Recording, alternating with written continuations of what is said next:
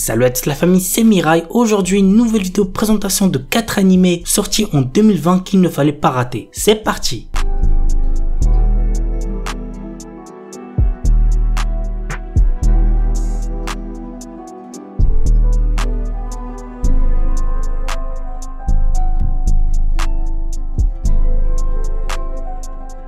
On commence avec le moins connu, il s'agit de Monster Musume no Oucha-san. L'histoire se déroule dans la ville de Lindworm, où les monstres et les humains coexistent. Dans cette ville, nous suivons le Dr Glenn, dirigeant une clinique médicale pour monstres accompagné de son assistante Lamia nommée Safe. La tâche est ardue car il doit par exemple examiner les branchies d'une sirène, recoudre la cuisse d'un golem de chair, aider une harpie à pondre ses œufs ou palper les écailles d'un dragon. Mais Glenn fait de son mieux pour aider ses filles dont le corps et l'apparence sont si différents. Et comme par hasard, il se retrouve toujours dans des positions embarrassantes avec ses patientes. L'anime a pour genre comédie, ecchi, fantasy, romance, pour thème Monster Girl médecine, et on connaît toujours pas le nombre d'épisodes que contiendra cet animé.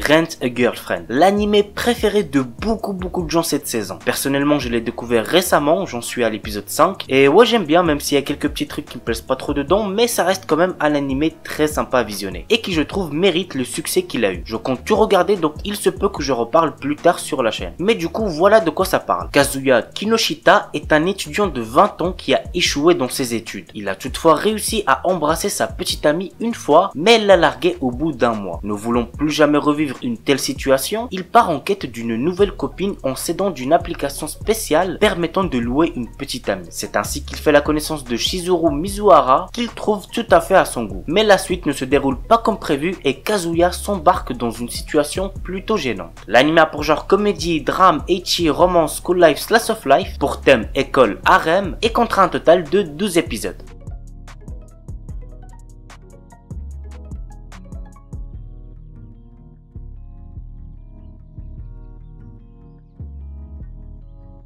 Et on termine avec Uzaki-chan wa Asobitai, un animé que je vous avais recommandé dès le début de cette saison. C'est sympa, c'est comique, donc allez checker ça si ça vous intéresse. Voici le résumé. Shinichi Sakurai, étudiant de 3e année, profite pleinement de sa vie paisible sur le campus. Il préfère passer son temps seul, mais une étudiante plus jeune que lui nommée Ana Uzaki décide malgré tout de lui tenir compagnie. Son quotidien est alors complètement bouleversé. Moqueries, remarques, taquineries, Shinichi devra supporter l'attitude agaçante d'Uzaki au quotidien. Une nouvelle vie mouvementée l'attend, mais au moins il n'aura pas le temps de s'ennuyer. L'anime a pour genre comédie, ecchi, romance, school life, slice of life, pour thème école quotidien, et comptera un total de 12 épisodes.